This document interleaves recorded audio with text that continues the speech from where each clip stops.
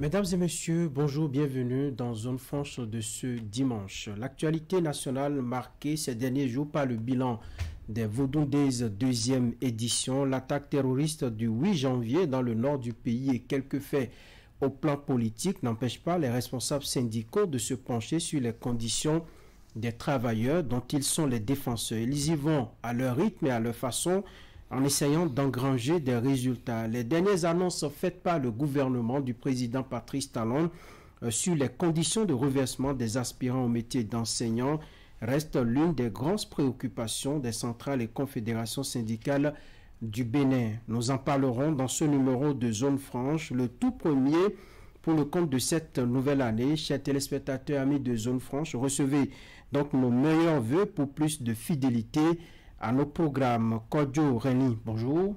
Bonjour, monsieur Aouno. Merci d'accepter notre invitation. Merci pour votre disponibilité. Avec vous, il sera aussi question des défis qui attendent les centrales et confédérations syndicales en 2025.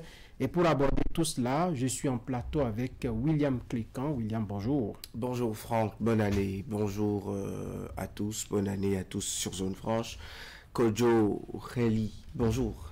Bonjour, monsieur Clécan. Merci d'être avec nous sur Zone Franche.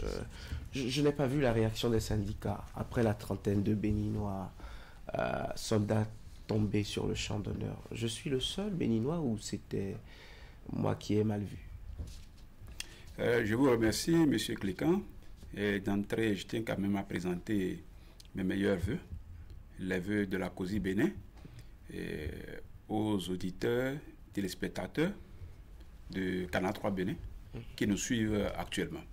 Je pense qu'à la suite des événements malheureux qui a eu lieu à Banikwara, événement au cours duquel une trentaine de nos soldats ont péri, la COSI Bénin, à l'instar d'autres organisations syndicales, a pris spontanément le lendemain un message d'hommage à l'endroit donc de ces vaillants soldats, de ces vaillants défenseurs de la République qui sont tombés, armes à la main.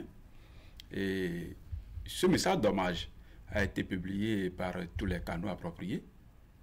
Et donc c'est moi qui ai mal fouillé ou le message a moins porté écho? Bon, peut-être, puisqu'il y a quand même tout un tas de choses qui se déroulaient au même moment, puisqu'il y a les Voudundis qui se déroulaient à Ouida, il y a le Tofa qui faisait aussi donc, grand bruit, il y a un peu de tout ça là qui peut-être aurait fait. Les Voudou ont fait ombrage à vous, votre hommage, votre compassion à ces soldats? Non, je pense que je n'étais d'ailleurs pas le seul. La COSI Bénin n'a pas été la seule organisation syndicale à faire ces hommages. Il y a d'autres organisations syndicales qui l'ont également fait. Et ce qui a fait plus écho d'ailleurs, c'est ce rendez-vous de 25 janvier prochain où je crois il y a une activité qui doit être menée ensemble avec toutes les centrales syndicales pour rendre un hommage officiel. Je crois un hommage beaucoup plus, disons, grand public à ces soldats. Oui, il est vrai que certaines organisations, pas toutes les organisations syndicales, certaines organisations et confédérations centrales ont choisi cette formule, cette forme d'hommage grand public. Il y en a qui ont prévu pour le 18, il y en a qui aussi ont prévu pour le 25. Donc chaque organisation, selon son agenda, choisit donc la forme à travers laquelle elle va rendre hommage à ces vaillants béninois qui sont tombés sur le champ de bataille. C'est un rattrapage pour des informations, les hommages à peu d'écho ou c'est une façon de revenir au devant de l'actualité? Vous, syndicats béninois qui avez disparu de l'actualité depuis le 11 mai dernier. On ne dirait pas que les syndicats béninois ont disparu de l'actualité. Peut-être que la forme classique dans laquelle nous avions l'habitude de voir les organisations syndicales réagir dans le pays a un peu évolué au regard du contexte. Parce que vous n'êtes pas sans savoir que même avant notre marche, qui a eu lieu le 11 mai, il y a eu quand même des événements.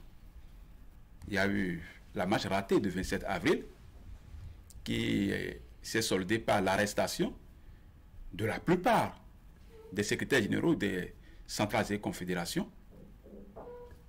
À l'époque, je faisais partie des syndicalistes arrêtés. Je n'étais pas encore EG confédéral parce que c'est une semaine après que le congrès a eu lieu et m'a porté à la tête de la COSI Bénin. Mais j'étais quand même arrêté avec 3 autres secrétaires généraux confédéraux.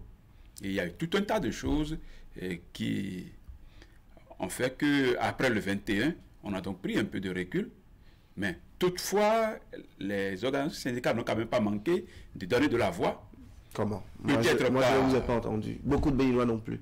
Les syndicats, chaque dimanche, on les écoutait sur Zapping, sur Canal 3 Bénin. On les écoutait chaque semaine dans une sortie. La Bourse du Travail était en activité au moins une fois le mois.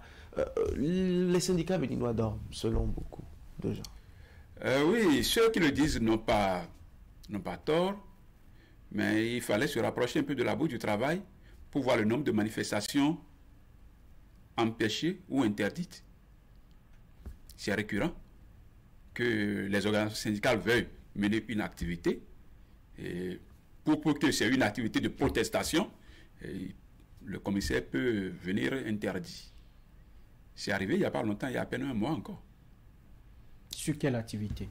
Non, sur une activité qu'une organisation syndicale a voulu dérouler pour contester la façon dont les négociations collectives sont menées dans notre pays, négociations au cours desquelles cette organisation syndicale a estimé que les résultats peinent à sortir. Et ce qui n'est pas faux. Mais cette activité a été interdite. Même le meeting à l'intérieur de la Bourse du Travail que cette organisation a voulu tenir a été interdite. Le commissaire central s'était déplacé en personne sur les lieux pour l'interdire. Oui, mais quelle analyse vous faites de cet état de choses? N'est-ce pas votre manière, les discours trop violents que vous tenez lors de ces manifestations, ou il y a autre chose que vous ne dites pas, disons publiquement? Nous ne pensons pas, au niveau de la COSI Bénin, nous n'avons quand même pas un discours trop violent.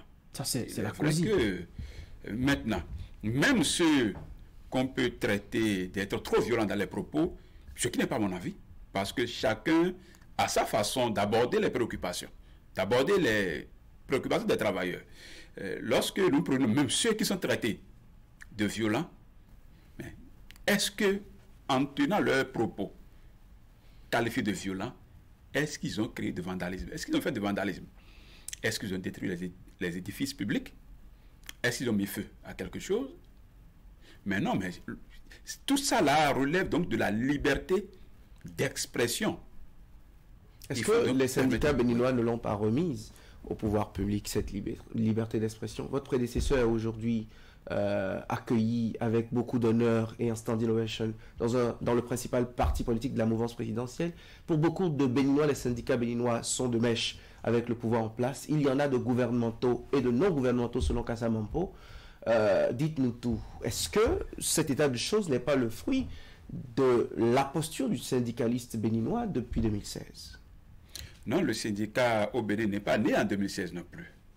Et lorsque des sujets de préoccupation nationale se posent, les organisations syndicales, même dans leurs tests, ont le devoir de se prononcer et de prendre position. Alors, le débat actuel sur les élections générales, la COSI Bénin a fait une sortie et se prépare à faire d'autres actions pour essayer de concilier les tendances, afin que les gens puissent se parler pour regarder l'avenir ensemble et aller à ces élections pour qu'il n'y ait plus tout ce que nous avons vécu ces dernières années. Tout comme la COSI Bénin, deux organisations syndicales se retrouvent avec des regroupements politiques sans être de ces partis pour débattre de l'avenir commun du pays. Maintenant, en ce qui concerne mon prédécesseur, je crois, j'en ai 3 aujourd'hui. Les 3, il y a 2 qui sont totalement apolitiques. Il y a le professeur De Souza José, qui est à la retraite, qui n'est pas dans un parti politique. Il y a Georges Kaka Iglele. Et puis il y a le tout dernier, Noël Chadaré. Mais qui, lui, avant même de passer la main, a annoncé même sur le plateau de Canal 3 qu'il fera soit l'option politique d'entrer en politique ou de continuer son militantisme en tant que société civile. Bon, pour finir, il a choisi d'entrer en politique et par le parti que vous connaissez. Nous nous gardons de tout commentaire parce que c'est un citoyen à qui nous reconnaissons la liberté d'appartenir à une organisation politique de son choix.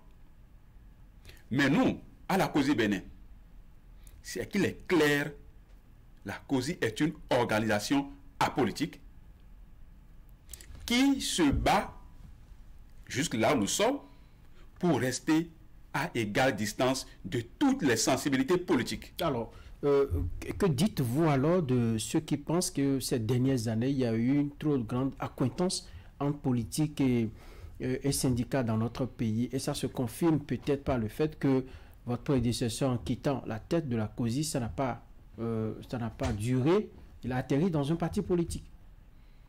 Non, c'est une erreur de lecture en fait. Vous pensez? C'est une erreur de lecture parce que en tant que secrétaire général de la COSI Bénin, en exercice, je n'ai aucun souci à m'asseoir et à débattre avec les politiciens qui sont aux affaires. Puisque les problèmes des travailleurs ne peuvent trouver solution que qu'en discutant avec ceux-là. Il y a les cadres formels. On n'a pas besoin de compromission ou de mutisme, comme c'était le cas où vous êtes carrément timoré dans l'action syndicale. On s'est demandé si c'est toujours les mêmes organisations que l'OCOSU, ASWA, Tojinu ont dirigé, ou entre-temps, est-ce qu'il y a eu métamorphose? Non, il n'y a pas eu métamorphose. Il faut comprendre ceci. Je prends même la situation actuelle. Pendant que l'OCOSU, ASWA étaient là, nous étions derrière eux. Mon prédécesseur, il vient de partir il y a à peine 7 mois. Il était avec eux. Il a travaillé avec eux. Ils avaient pris, ou ils prenaient ensemble les positions les plus radicales possibles à l'époque. Nous qui sommes là, aujourd'hui, la plupart d'entre nous étaient présents dans l'action syndicale à l'époque. Seulement qu'on n'était pas au-devant des batailles. Bon. Aujourd'hui, il faut remarquer une situation globale dans le pays où il y a la loi portant code pénal, si je ne me trompe pas par exemple, qui estime qu'il y a des attroupements armés, des attroupements non armés, qui constituent des infractions, ou même en essayant de marcher pour dénoncer la vie chère le 27 avril, on a vécu tout ce que nous avons vécu. Alors, dites-nous les choses avec... Monsieur Henry, dites-nous les choses avec les mots justes. Vous voulez dire que les politiques, les gouvernants qui sont là ont trop verrouillé les choses, ils ont beaucoup trop encadré la liberté d'expression? Mais c'est une évidence. C'est ça, vous voulez dire? C'est une évidence. Quand vous avez voulu marcher, vous avez marché. Vous avez fini par marcher. Est-ce que ce n'est pas parce qu'en fait, vous n'étiez pas intéressé à mettre un peu les feux aux fesses, un peu comme vous le faisiez à Yahi qui sortait de Senghor ou à Kérékou? Est-ce que vos motivations ne sont pas passées aujourd'hui dans le camp de la mouvance présidentielle? Est-ce que ce n'est pas ce qui motive essentiellement et substantiellement l'action syndicale annihilée aujourd'hui en République du Bénin? Non, rien du tout. L'action syndicale n'est pas annihilée parce que quelqu'un aurait eu d'acquaintance avec un quelconque regroupement politique. Ou vos motivateurs de l'époque sont aujourd'hui au pouvoir, donc savent comment ça fonctionne avec les syndicats, les télécommandes dites de Paris, et ainsi de suite. Non, ce n'est pas exact. Parce que je peux vous dire, je me souviens très bien, en 2014, j'avais été joint par le directeur de cabinet du ministre des enseignements secondaires. Et je veux vous voir. Je me suis déplacé pour le rencontrer. Il m'a dit, mais le président Yahi t'a fait quoi toi, AG? Et tu ne m'as rien fait. Il dit, mais pourquoi tu veux le rendre le pays ingouvernable? Il dit, moi, lui rendre le pays ingouvernable, Il dit oui, on m'a dit. Du palais, nous avons eu comme information, il y a un groupe à Cotonou, un groupe à Aboumé et un groupe à Parakou, où les syndicalistes se réunissent pour rendre le pays ingouvernable au président Yahi.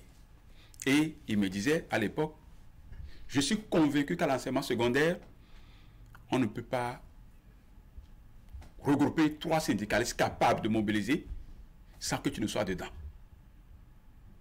Je vais te demander qu'est-ce que le président t'a fait du mal. Mais c'est vous qui m'informez. Et je peux vous jurer, jusque là où je suis, je n'ai jamais été, malgré que je faisais de l'activisme syndical, je n'avais jamais été approché par X ou Y pour dire ceci ou cela. Maintenant, lorsque, même aujourd'hui, j'ai fait une sortie pour dénoncer le prélèvement qui se fait sur les salaires des travailleurs pour le compte de l'ORTB. Ou sur les fiches de paye, il est mis prélèvement ORTB. Cela s'appelait autrefois TAS radio, TAS télé. Mais je n'ai pas besoin que quelqu'un me dise, SG, il faut parler de ça. Parce qu'on prélève de l'argent aux travailleurs, nous ne savons pas réellement à quoi cet argent sert. Puisque ce dont je parle, par exemple, c'est une taxe qui a été instituée, je crois, depuis 1963, mais qui a évolué. Mais au moment où cette taxe existait, l'ORTB était l'unique organe dans le pays. Aujourd'hui, nous avons beaucoup d'entreprises de presse qui nous informent. L'ORTB, entre-temps, est devenue une structure privée. Non, pas privée, publique. Bon, c'est une société. C'est une société commerciale à but lucratif. Est-ce que c'est fondé qu'on continue de prélever de l'argent? Mais ça, par exemple, vous n'en avez pas parlé. J'en ai parlé. Quand Ahmed de Soukago et les siens battaient du macadam dans l'ORTB, ils n'ont pas eu le soutien des grands syndicats. Vous saviez que c'était presque un embrigadement de l'expression, de la liberté d'expression, que de transformer un établissement public, un office d'État, en une société devant rentabiliser, alors qu'on parle des médias publics. Et vous n'en avez rien dit aujourd'hui. Vous vous plaignez de ce que, bien que commercial, on vous prélève des taxes pour ça. Non, je précise. J'ai tenu un point de presse sur la question. Il y a eu certains organes qui étaient là, qui ont diffusé. Il y a eu des presses écrites qui ont mis ça à la une. Et ça fait partie des raisons pour lesquelles je me suis fait le devoir de me déplacer à l'Assemblée nationale pour prendre part au débat budgétaire, pour demander aux députés, il n'est pas normal qu'on prenne de l'argent aux travailleurs pour le compte d'une société qui fait de bénéfices. Et mieux, ce n'est pas le seul organe qui nous informe aujourd'hui dans le pays. Ça fait un peu une concurrence déloyale entre cette structure, ORTB, SRTB, et par exemple Canal 3, ou les autres maisons de presse qu'il y a dans le pays. Puisque toutes ces maisons jouent le même rôle, et nous informent les citoyens. Mais ORTB, pour son compte, on nous prélève, nous autres travailleurs, salariés, de l'argent.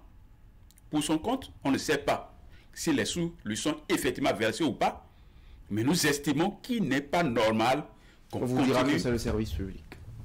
Non, mais prenez les statuts de la SRTB, que je me suis fait le devoir d'aller lire, il est clairement écrit, c'est une société qui fait du bénéfice. Votre sortie a changé quelque chose à cela? Non, nous n'avons pas eu l'impression que les gouvernants ont pris ça au sérieux. Même les députés avec qui j'en ai débattu lors des débats budgétaires et qui ont promis y veiller, je n'ai pas eu l'écho. Et vous avez rangé vos effets, c'est fini? Non, pas du tout. Si nous avions rangé les effets, c'est que je ne serais pas en train d'en parler ici. En parler, c'est une chose, mais faire des actions pour obtenir, arracher cela des gouvernances en est une autre. Oui, mais ce qu'il faut comprendre en matière syndicale, il faut d'abord sensibiliser les travailleurs. Il faut sensibiliser les sensibiliser à la cause afin d'espérer le moment venu, quand on va leur demander de se lever et de se mobiliser derrière nous pour le combat, qu'on puisse les avoir. Vivement que vous soyez autorisé à le faire ou que vous puissiez le faire. Des incendies un peu partout. Vaudon-Néris, c'est aussi l'actualité de ces derniers jours du mois, un peu comme l'attaque terroriste. La lecture de l'Akosi Bénin. Non, à l'Akosi Bénin, nous pensons que Vaudon-Néris, ce n'est pas quelque chose d'exceptionnel ou de particulier. Hein. Bon, nous pensons... Ah oui. C'est peut-être pour nous... Tout ce qu'on a observé à Ouida, c'est pas exceptionnel, c'est pas particulier pour vous. C'est exceptionnel parce que ça a commencé déjà quelque part. Je crois qu'il y avait Ouida 93. C'était la route de l'esclave. Ce n'était pas ça du vaudou. Non, c'est pour dire que ça évolue progressivement. Ou en réalité, si on observe bien, c'est comme s'il y a une justice qui est en train d'être établie entre les diverses religions. Parce qu'il y a certaines religions qui ont des fêtes avec beaucoup de tapage, mais il y a d'autres qui n'en ont pas assez. Bon, moi j'ai l'impression que j'ai eue, bon, c'est comme si le chef de l'État veut quand même donner une place à notre culture pour permettre son expression au-delà de nos frontières. Ce n'est pas une mauvaise chose, c'est une bonne chose. Maintenant, il faut quand même prendre les dispositions pour capitaliser tout ça là pour la postérité. Parce que c'est aussi de ça qu'il s'agit. Vous avez des craintes à ce niveau? Vous pensez que les générations à venir ne vont pas profiter des vaudous, ne vont pas pérenniser ce qui est fait aujourd'hui? C'est bien possible. C'est bien possible si rien n'est fait pour capitaliser, pour baliser le terrain, pour que ça puisse se perpétuer. Il est possible que le chef de l'État qui est là, dès son départ, que ça puisse changer. Vous avez peur que, comme le TOFA, que l'intrépide ne puisse, si l'intrépide est ébranlé, que le pays soit à feu et à sang dans la forge, comme le dira un interprète. Pour que des initiatives promues en son temps partent avec lui. Dans le contexte actuel, je ne suis pas sûr que même le Bokono qui interprète sache réellement qui dans la République est cet intrépide dont l'allégorie du Fa parle. Vous n'allez pas remettre en cause la connaissance de ces grands messieurs que nous connaissons. Non, le Fa est allégorique, c'est notre culture. Et d'ailleurs, dans notre tradition, ce n'est pas pour rien que pour de grandes cérémonies de consultation, il faut beaucoup de Bokono, afin que chacun puisse apporter du sien. Mais celui qui a été finalement laissé seul dans sa course et dans son interprétation a dit, dans un état, c'est qui le halosu et c'est qui le halovi, c'est-à-dire le pouce et les autres doigts. Il dit que c'est le gouvernant qui est le pouce, le halosu. Donc, l'intrépide, ça reste son avis. Ça reste son avis. L'intrépide peut être un autre citoyen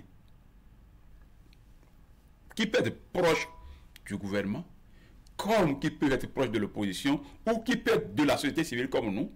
L'expertise que nous avons vue en termes de Bokono, vous remettez tout ce qu'ils ont dit là en cause, ou c'est seulement les propos de Kofi Aza qui vous dérangent un peu? Bon, les propos là, ce n'est même pas moi que ça dérange même les CP. Donc ça, on ne va pas en parler. Mais ce que je veux dire, c'est que dans cette affaire, pour le peu que j'ai pu connaître auprès de mes parents, quand j'étais encore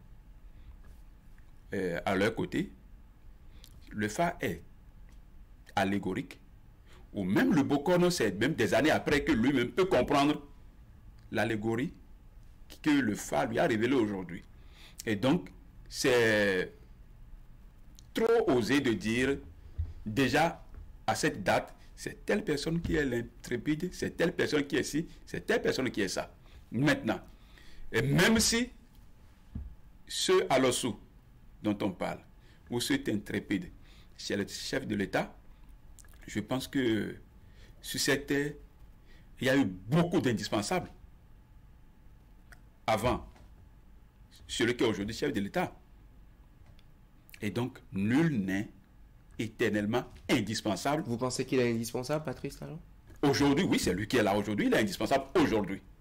Indispensable. Aujourd'hui. Mais dès demain matin, quelqu'un d'autre peut être Non, pas demain matin. Non, je sais. Enfin, c'est pour dire, dans un avenir proche, prévu par la Constitution, il peut ne plus être. Il peut ne plus ou il ne doit plus. Il ne doit plus. Au terme de la Constitution, il ne doit plus être le chef de l'État. Et donc, en ce moment, il n'est plus indispensable au Bénin. Quelqu'un d'autre peut venir et peut faire mieux. C'est ce que nous souhaitons. Faire mieux que lui pour nous permettre d'aller de l'avant. Donc, pour nous...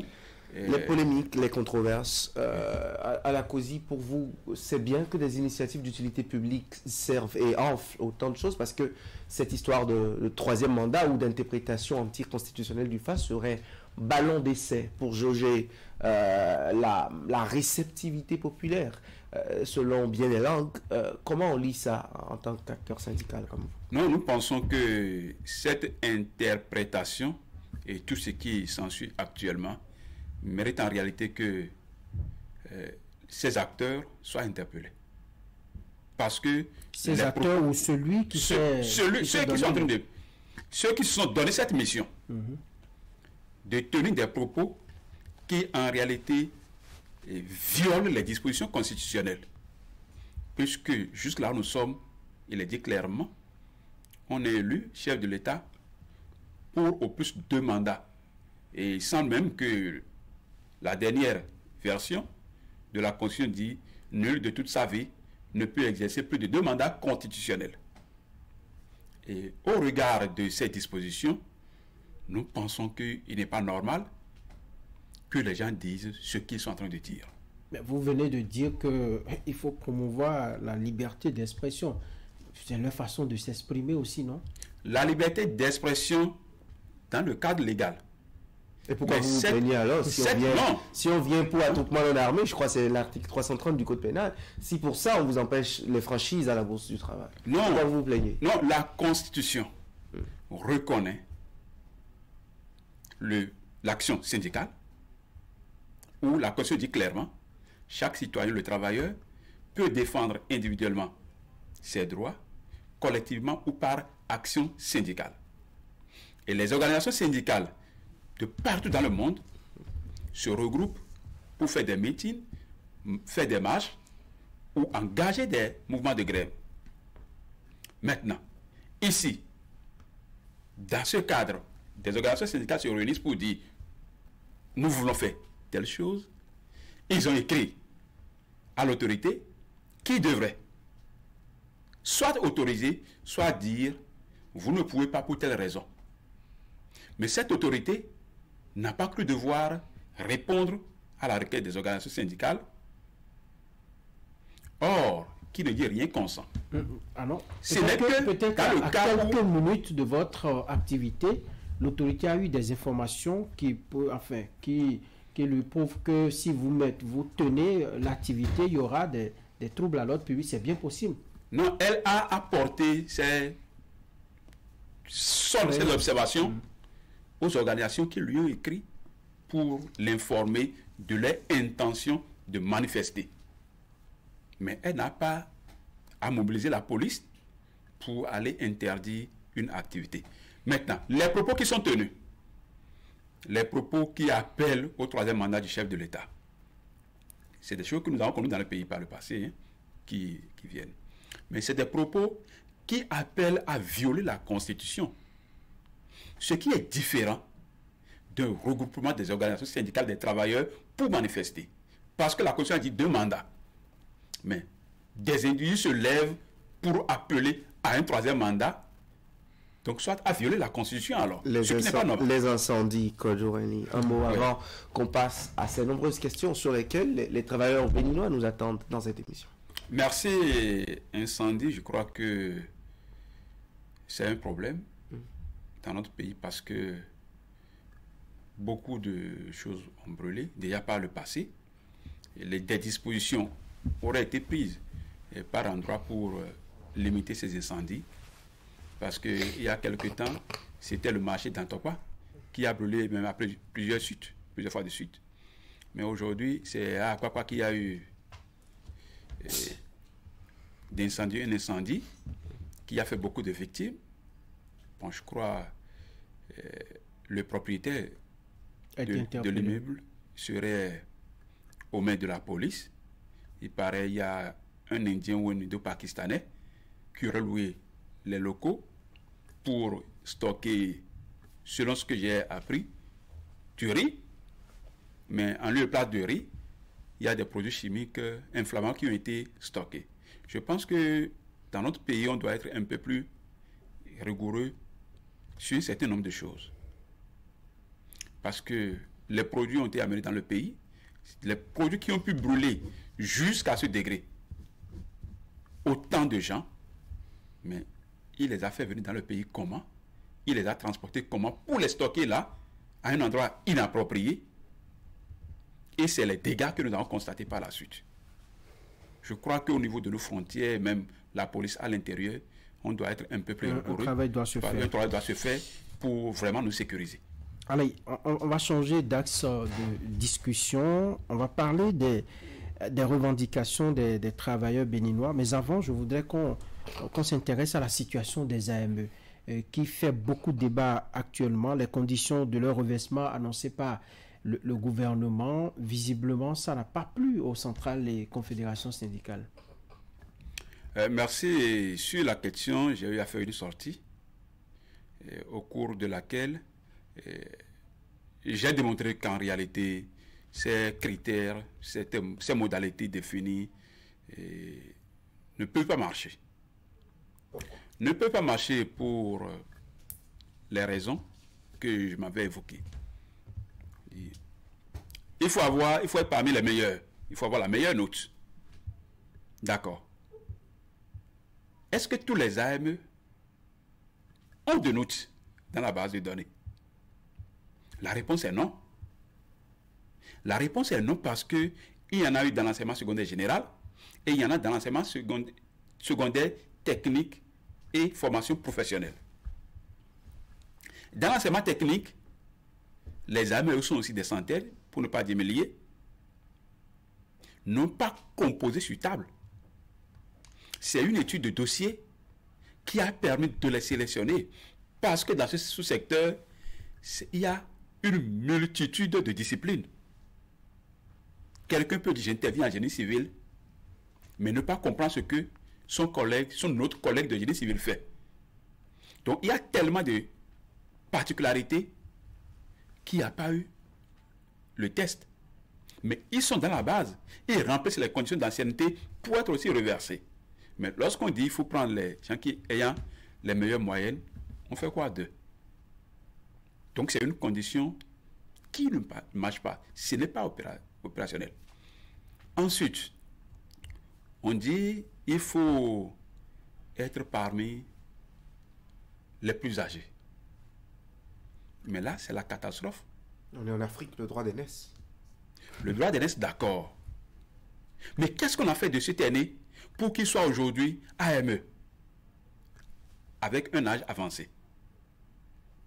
Donc c'est une bonne chose que des gens aient 45 ans, 50 ans avec diplôme professionnel ou diplôme académique, qu'ils continuent d'être AME. Et on dit aujourd'hui, il faut prendre les plus vieux. Et donc, laisser le temps aux plus jeunes aussi de vieillir d'abord. Ils ont le temps d'étudier, de renforcer leurs capacités, d'avoir des diplômes, de se former. Non, mais justement que parmi ces jeunes, il y en a qui ont fini, si c'est qui doivent intervenir à l'enseignement secondaire, ils ont déjà le CAPES, donc le diplôme le plus élevé. S'ils sont en train d'intervenir à l'enseignement primaire, ils ont le CAP, donc le diplôme le plus élevé pour intervenir à ce niveau. Donc, ils n'ont même plus à aller étudier ou à faire quelque chose d'autre. Ils sont déjà prêts, compétents et ils sont en train de servir. Alors, pourquoi dire qu'il faut prendre d'abord les vieux? Donc, le temps que les jeunes aussi puissent vieillir avant d'être pris. Mais ce n'est pas juste. Autre que ces critères. Autre critère, on dit les diplômes professionnels. Donc, à l'enseignement secondaire, c'est les titulaires de CAPES, de CAPET, BAPES, BAPET. Et à l'enseignement primaire, de CAP et de CEAP. Ce critère n'est pas également de notre goût. Parce que, si je prends le cas de l'enseignement secondaire, il y a beaucoup plus de titulaires de licence et de maîtrise déployés dans la première promotion qui sont sur le terrain jusqu'à aujourd'hui. Qui, bien que sans cette qualification professionnelle, ont exercé pendant tout ce temps et continuent d'exercer.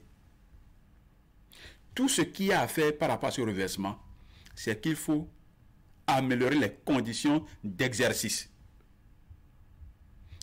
Le titulaire de maîtrise exerce dans une classe de première, de terminale, de seconde, comme le titulaire de CAPES. Ils forment tous nos enfants. Et puisqu'il s'agit d'améliorer les conditions d'exercice, on dit qu'il faut améliorer les conditions de celui qui est titulaire de CAPES ou de CAPES ou de BAPES et laisser celui qui est titulaire de maîtrise ou de licence. Et à l'enseignement primaire, donc laisser tomber les titulaires de bac et privilégier les titulaires de CAP et de CEAP. Nous trouvons que ce n'est pas normal parce que l'objectif ici, c'est qu'il faut améliorer les conditions pour que ces collègues qui sont déjà dans les classes puissent mieux former nos enfants.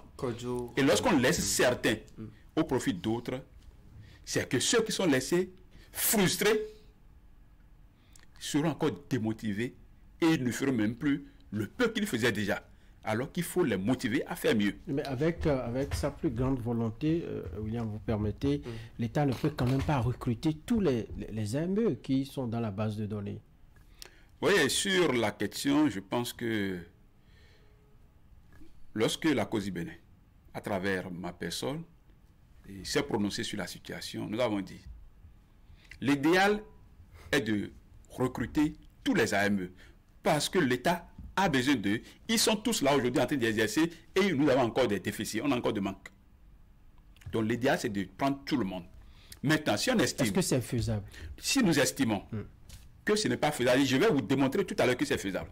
Mais si nous estimons que ce n'est pas faisable, tout au moins la première promotion, il faut la prendre en bloc et rassurer les autres par des actes réglementaires que leur tour vient bientôt, afin de les motiver à mieux former nos enfants. En réalité, ce dont on parle, on a recruté beaucoup de policiers, beaucoup de militaires. Mais tant que l'école va battre de l'aile, on aura toujours des délinquants. C'est là le problème. On finira peut-être par avoir un policier pour un citoyen et on n'aura pas la sécurité totale. Alors que si on prend au sérieux la formation, l'éducation des jeunes, des enfants, on est sûr que d'ici 10, 15, 20 ans, on aura des citoyens beaucoup plus aguerris à faire face à leur vie et à éviter donc les déviances qui pourraient nécessiter l'intervention de la police.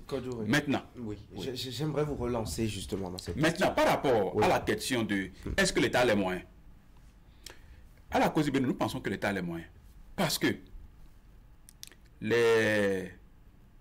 Vous avez des experts financiers là-bas? Non, les critères définis dans l'espace communautaire, qu'ils appellent les critères de convergence, qu'on nous chantait tout le temps, qu'on a dépassé le ratio masse salariale sur recette fiscale, dit qu'on peut atteindre 35%. Donc, si l'État mobilise 100 francs, il peut dépenser 35 francs pour payer les salaires.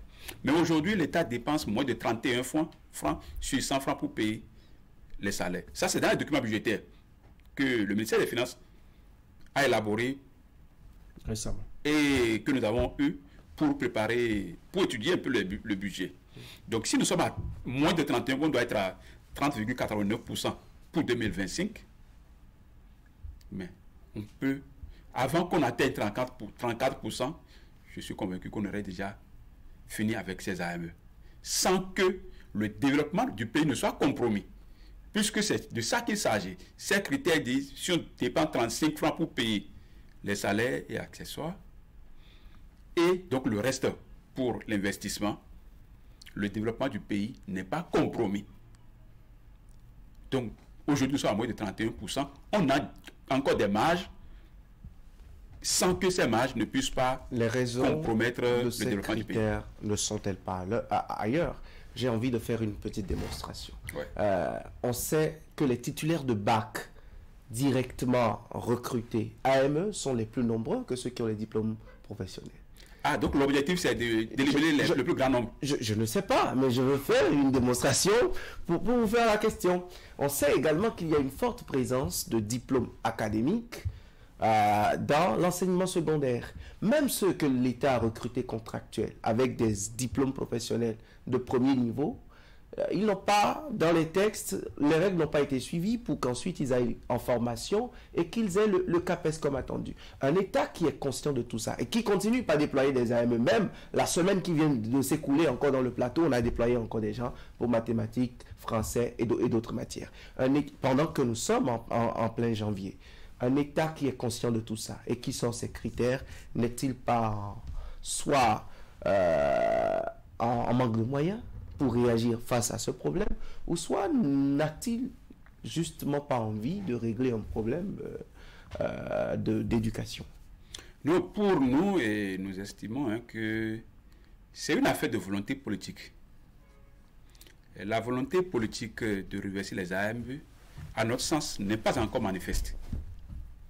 Parce que ce n'est pas les moyens. Quelqu'un a intérêt à ce que des gens soient clochardisés dans leur profession? Non, moi, pour nos observations, on trouve que le gouvernement préfère construire des routes que d'investir dans l'éducation. Parce que comme je vous l'ai dit, on nous dit on peut dépenser 35 francs sur 100 pour payer les salaires. Mais nous refusons, nous préférons mettre beaucoup plus d'argent dans l'investissement, construire les routes, construire les marchés, les stades, il y a les cantines d'éduquer. scolaires, il y a des infrastructures rénovées à l'école. Vous ne pouvez pas dire que le gouvernement ne fait rien. Autant le gouvernement fait Vaudon Days et amène Kassav, autant le gouvernement dépense aussi dans l'éducation. Non, lorsque nous parlons de l'éducation, nous parlons de notre avenir commun. Si dans 10 ans, on aura plus de braqueurs, plus de gamins dans le pays que de personnes consciencieuses, c'est de l'éducation d'aujourd'hui qu'il s'agit. Lorsque ça a battu de l'aile par le passé, nous avons les résultats aujourd'hui. Et si nous ne faisons rien, et on continue de laisser les gens qui vont en classe en colère, frustrés, qui estiment qu'on les exploite, c'est de ça qu'il s'agit en réalité, qui estiment qu'on les exploite sans payer les frais, qui estiment que ils font un travail supérieur à la norme, mais ils ne sont pas payés. Si ceux-là vont en classe dans ces conditions, on ne les rassure pas que bientôt la situation va s'améliorer. On ne commence pas par améliorer les conditions pour qu'ils soient vraiment convaincus. Même le chef de l'État est intervenu sur le sujet. Les membres du gouvernement, plusieurs fois, disent les AME, ils font partie des priorités du gouvernement. On va progressivement améliorer leurs conditions. Ça n'est pas suffisant? Non, non. Il ne s'agit pas de dire on a augmenté 20 000 aux AME ou qu'on a donné congé de maternité aux AME. Encore que là, c'est des efforts. Ce sont des rares choses qui sont faites. C'est à citer. Et ce n'est pas rien. Pour qui savait dans quelles conditions 2019, 2020, les premiers AME ont été en classe. Bon, je viens. Lorsqu'on dit qu'on a accordé congé de maternité aux AME, vous pensez vraiment que le gouvernement a fait un effort? Je ne crois pas. Qu'est-ce que le gouvernement Parce que, ça je vous le dis, parce que un enseignant AME, une enseignante AME. Et 12 mois sur 12, voilà les efforts que le gouvernement... C'était 9 mois, c'était une catastrophe pour les premières promotions d'AME. Je suis d'accord. Sur cet aspect de 12 mois, je suis d'accord que c'est un effort. Mais est-ce que c'est ce que nous avons vraiment demandé?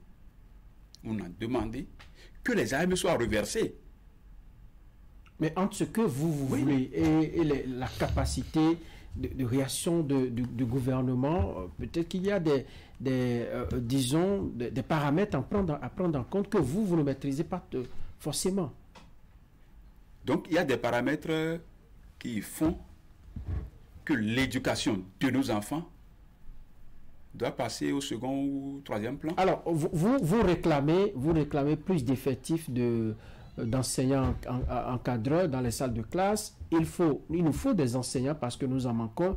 Mais l'État fait l'effort d'en recruter et progressivement en train d'améliorer les conditions de ces derniers. Et vous trouvez encore à dire, est-ce que vous ne voulez pas d'une chose et de son contraire en même temps, M. Henly? Voilà. En 2016, oui, le gouvernement est arrivé. Bon, tout le monde a vécu dans le pays, on sait comment les choses se passaient. A annulé le concours organisé en 2015. Bon, nous estimons que c'est ce concours qui a été repris en 2016, en décembre 2016, je crois. Les collègues ont pris service en février 2017. De 2017 à aujourd'hui, est-ce qu'il y a eu un concours de recrutement dans la fonction publique qui est concerné enseignement secondaire ou enseignement primaire? Même au supérieur. Même au supérieur. Il n'y a pas eu de concours. Donc pourquoi vous vous étonnez? S'il n'y a pas eu un seul amphithéâtre dans une université publique pendant 8 ans, pourquoi vous vous plaignez du recrutement de nombre d'enseignants? C'est la tendance. Non, vous devez vous conformer. On doit se plaindre parce que ce n'est pas normal cette tendance. Pourquoi? Cette tendance nous crée des problèmes pour l'avenir. Parce que les enfants que nous avons aujourd'hui à l'école primaire, tenus par majoritairement des collègues AME frustrés par le traitement qu'ils ont, mais l'enseignant n'enseigne pas que la connaissance. D'une certaine manière, il transmet son état d'âme. Des mots qu'il y a au primaire, le gouvernement trouve que le plus urgent, c'était maintenir les enfants à l'école. Vous savez ce que c'est que cantine scolaire?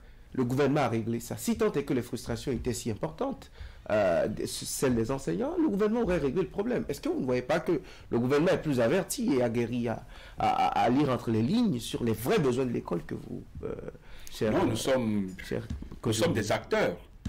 J'ai une vingtaine d'années dans le système éducatif où ce n'est que dans le système éducatif que je sers. Et ce n'est que dans le système éducatif que je me cultive et je développe plus mes capacités. Donc, le gouvernement est d'accord à tous les services de l'État pour mieux comprendre la situation. Mais la réalité, c'est que les cantines, oui, je suis d'accord que les cantines, c'est important pour maintenir les enfants à l'école.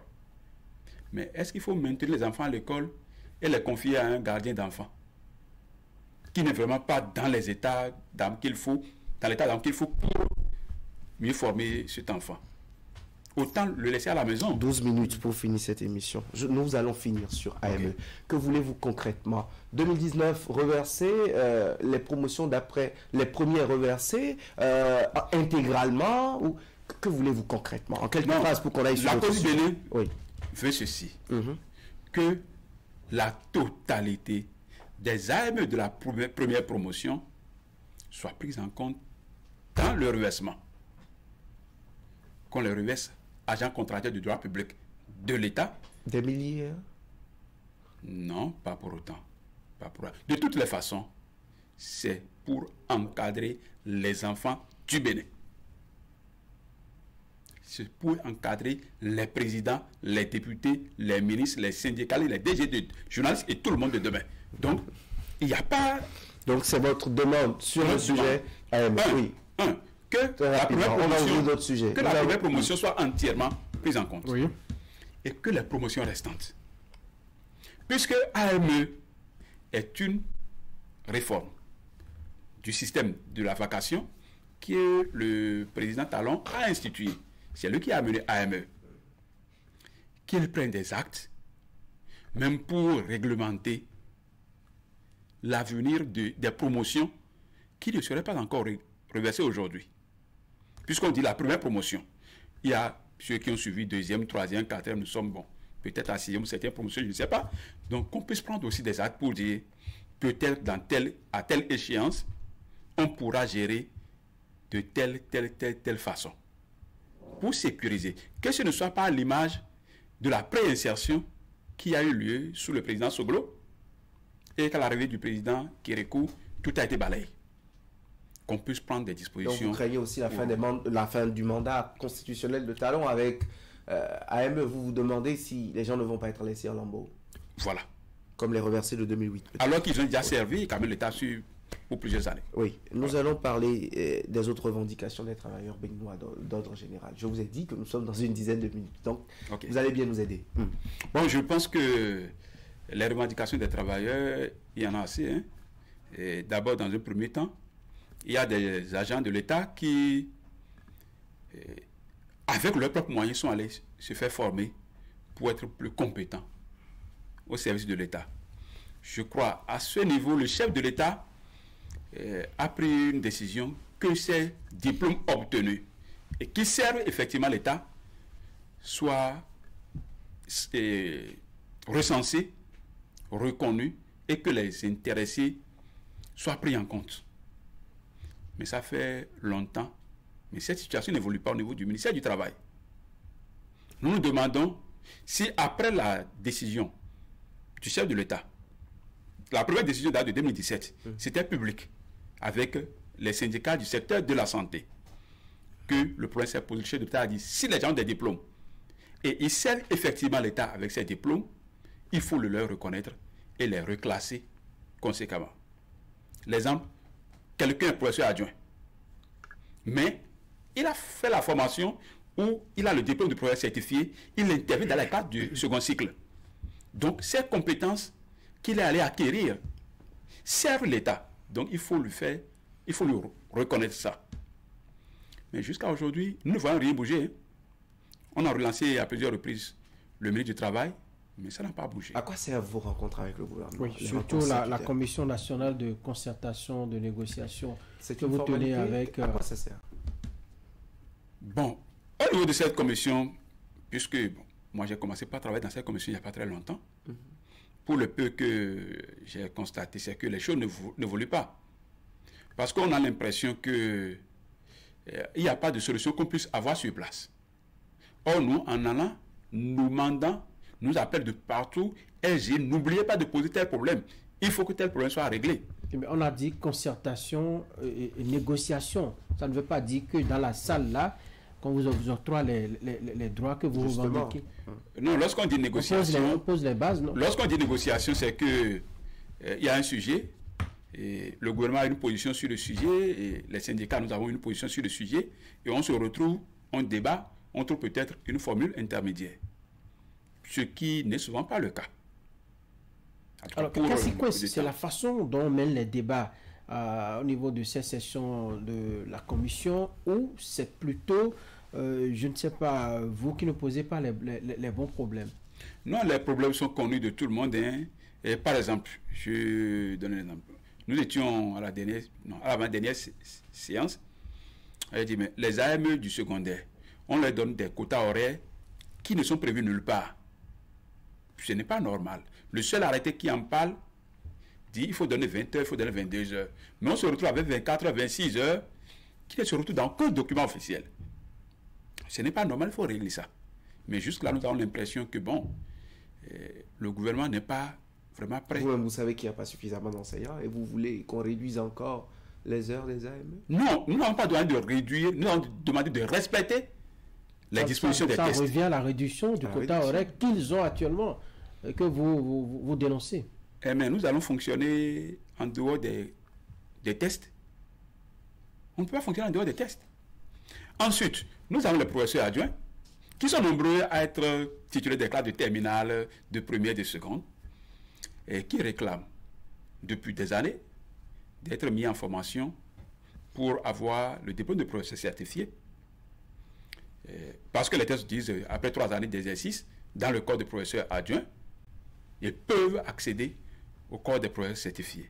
Il est vrai, il faut tenir compte des besoins de l'État. Mais aujourd'hui, nombreux sont ces professeurs adjoints qui tiennent les classes de seconde, première et terminale, qui corrigent les copies de baccalauréat, parce que c'est eux qui tiennent les classes, et ils ont le minimum pour le faire, et qui demandent à aller en formation. Jusque-là, la situation n'est pas suffisamment claire. La situation n'est pas suffisamment... Nous trouvons que ce n'est pas juste, ce n'est pas normal. Lorsque les gens vont en classe frustrés, ils ne feront pas grand-chose. Il ne faut pas donner le meilleur d'eux-mêmes. Il y a la revalorisation des salaires que le gouvernement a faite, je crois, en novembre 2022. Ça a réjoui tous les travailleurs. Oui, mais est-ce que tous les travailleurs sont vraiment réjouis? Parce que... Mais vous avez pris? Oui, je viens. Moi, j'ai pris. Mais est-ce que tous les travailleurs ont pris? Prenons les travailleurs de la SBE, SONEB. Ce sont des sociétés parapubliques. Vous La connaissez Poste. les statuts de ces entreprises. La Poste, CNHU. Alors que cette revalorisation salariale que le gouvernement a eu à faire, il a demandé même aux gens du privé pur, de faire l'effort. Demandez-nous si cela a été fait et vous saurez que vous êtes les mieux lotis. Je viens. A demandé aux gens du privé pur de faire quelque chose pour aider les travailleurs à faire face à la cherté de la vie. Et certaines structures privées pures, ont donné dessus salaire à leurs agents en suivant les instructions du gouvernement pour les aider à faire face à la cherté de la vie.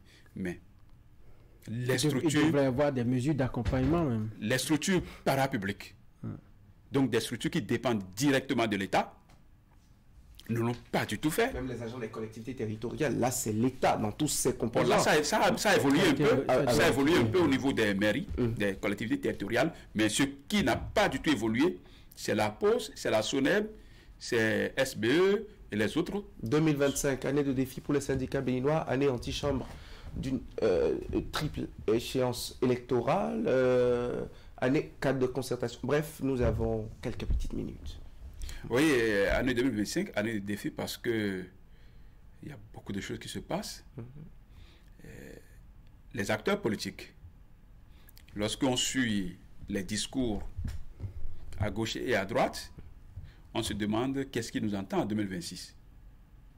Vous ne parlez pas du code électoral, ça ne vous intéresse pas? Ce n'est pas comme vos anciens qui étaient très friands des questions politiques et qui crispaient les politiques. Bon, actuellement, la cause du Bénin a reçu une délégation du cadre de concertation des partis politiques de l'opposition. Bon, bien sûr, à leur demande. Ils nous ont saisi pour demander à nous rencontrer, pour nous faire part de leurs préoccupations relatives au code électoral et à l'audit de la liste électorale. Nous avons reçu, nous avons échangé avec eux. Et nous avons fait un communiqué à la fin pour informer, nous mandant les travailleurs que la cause du Bénin a reçu le cadre de concertation des partis politiques de l'opposition. À les écouter, vous pensez que c'est une bonne cause? Nous n'avons pas porté de jugement de valeur sur leurs préoccupations, mais ce que la cause du Bénin s'est dit, c'est qu'il faut... On a l'impression que les acteurs politiques actuellement dans notre pays ne se parlent pas. Parce que selon leur dire, les partis de la mouvance ne partagent pas leur point de vue. Et donc il y a comme un dialogue de sourds entre les partis de l'opposition. Quand ils sont allés vous voir, qu'est-ce qu'ils veulent de vous? Non, ils ont demandé que nous puissions nous joindre à eux afin de travailler à des élections de vérité pour 2026. Ils veulent vous utiliser, c'est ça? Je ne dirais pas nous utiliser, mais la cause du Bénin a dit clairement, nous sommes apolitiques, nous gardons nos distances vis-à-vis des partis politiques, mais nous pouvons œuvrer à faciliter le dialogue entre les partis Vous-même, vous avez politiques. du mal à discuter avec le gouvernement. Comment vous facilitez? Non, Quel dialogue? puisqu'il s'agit des partis politiques.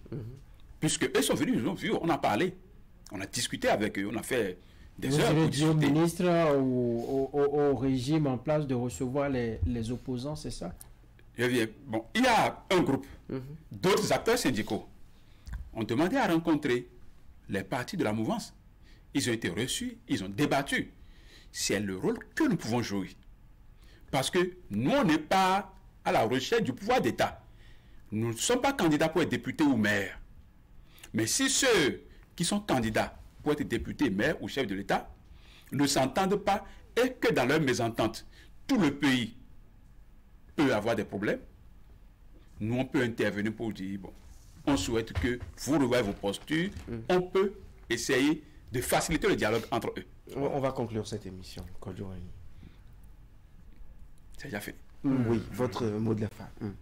Je pense que mon mot de la fin, c'est d'exhorter le gouvernement à prêter un peu plus attention aux préoccupations majeures des travailleurs de tous les secteurs. Tout n'est pas lié à l'argent. Il y a des problèmes qu'on peut résoudre sans forcément sortir de l'argent. Et lorsque sortir de l'argent est nécessaire, il ne faut pas aussi hésiter à le faire parce qu'il s'agit du pays. Ensuite, puisque nous sommes en 2025 et 2026 est proche, nous appelons également les acteurs politiques à pouvoir se parler, opposition, les opposants et les mouvanciers, à pouvoir s'asseoir autour d'une table pour se dire chacun la vérité qui est la sienne, afin que les déviances que nous avons toujours observées dans notre pays en période électorale, qui, il est vrai, ces dernières années ont pris une ampleur inquiétante, qu'on puisse les éviter, au pays en 2026. Que les élections de 2026 puissent être des moments de fête. Kojo Kheli, il est le secrétaire général de la COSI BENA. Avec lui, nous avons parlé de l'actualité nationale, les derniers événements, les faits marquants, et aussi de la situation des travailleurs, notamment les AME, les aspirants au métier d'enseignant, dont les conditions de reversement sont annoncées. Merci d'avoir accepté notre invitation. Merci à Franck Aounou, à toute l'équipe de réalisation. Un très bon dimanche et au revoir.